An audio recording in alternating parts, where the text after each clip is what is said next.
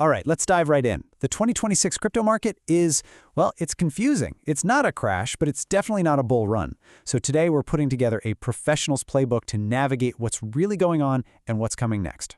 You know, the market feels kind of weird right now, doesn't it? It's not that sheer panic you see in a classic bear market, but it's for sure not the euphoria of a full-blown bull run either. This middle ground, this in-between state, is exactly what we need to wrap our heads around, because let me tell you, the old rules just don't apply anymore. This slide here really nails the difference. The game is totally changed. We've gone from these retail-driven panic sells and just insane volatility to a market that's now being shaped by big institutions accumulating assets and, smoother cycles. What that really means is that the old playbooks are obsolete. We need a whole new framework. Okay, so let's start by piecing together the puzzle of this current market. We're going to look at some hard evidence to figure out exactly where we are today. The evidence we're seeing really is a puzzle. I mean, on one hand, data from sources like Fidelity shows this huge drop from the peak. But then on the other hand, you see reports from places like the Economic Times talking about strong consolidation and retail investors slowly coming back, even though there was some early institutional money flowing out of ETFs. It's a real mix of bearish and bullish signals all at once. So what does this all mean? Well, the professional consensus is pretty clear. We're not in a collapse. We're in a transitional phase. Think of it as a range and institutional accumulation phase. This is that quiet period before the next big move. And that brings us to this new concept, what we're calling the modern bear market. It is absolutely essential to understand this new paradigm because it just behaves so differently from everything we've seen in past cycles. There are three huge structural changes driving all of this. First up, institutionalization. All that money from ETFs and large funds acts as a kind of cushion, It helps prevent those catastrophic free falls we used to see. Second, macro is king now. Crypto is a macro asset, period. What happens with global interest rates and inflation directly hits its price. And third, those crazy, widespread alt seasons, they're becoming rarer. Capital is getting smarter, and it's piling into a smaller group of high-quality, high-utility projects. It's also really important to define what a true bear market actually looks like. It's not just about the price going down, it's a structural collapse. It's when global liquidity dries up, institutions are running for the exits, and on-chain network usage, the actual use of the blockchains, just plummets. Right now, the fundamentals, like network activity on Ethereum, are still strong, which tells us we're not in that kind of complete breakdown.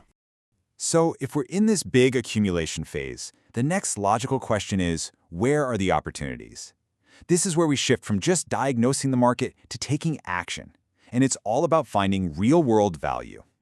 The next big rally will likely get kicked off by a few key catalysts. The big one for sure is global interest rate cuts that would just inject so much more liquidity into riskier assets. A return of billions of dollars back into crypto ETFs would be another massive, massive signal.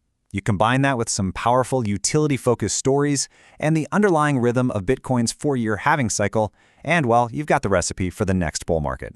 So how do you play a phase like this? The professional mindset is all about shifting your focus. Instead of chasing hype, you invest in the core infrastructure, the plumbing of the crypto economy. You look for projects with actual revenue and real users. You prioritize assets that big institutions are comfortable holding.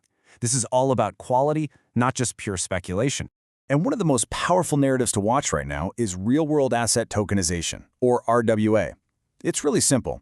It's just the process of putting traditional assets, like real estate, bonds, even art, onto the blockchain. This is the bridge that connects Wall Street and crypto, and its potential is literally measured in the trillions. This is where real-world utility becomes impossible to ignore.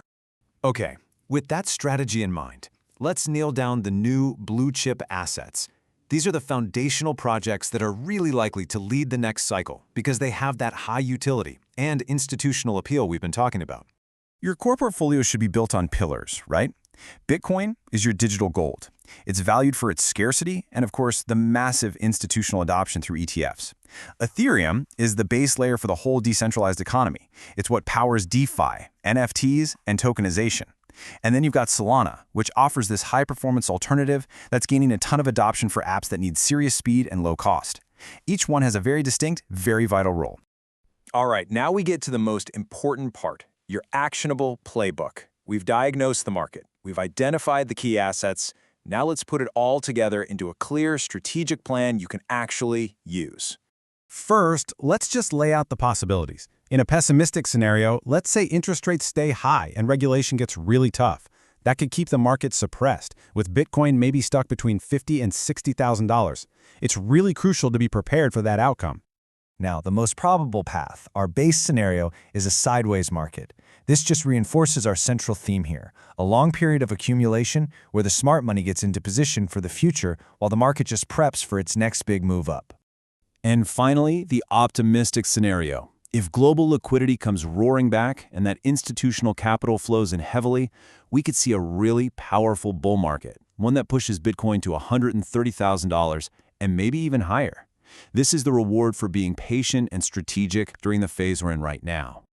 So, here it is, your do this list. First, dollar cost average. Seriously, just buying small, fixed amounts regularly is the simplest way to build a position without trying to perfectly time the bottom.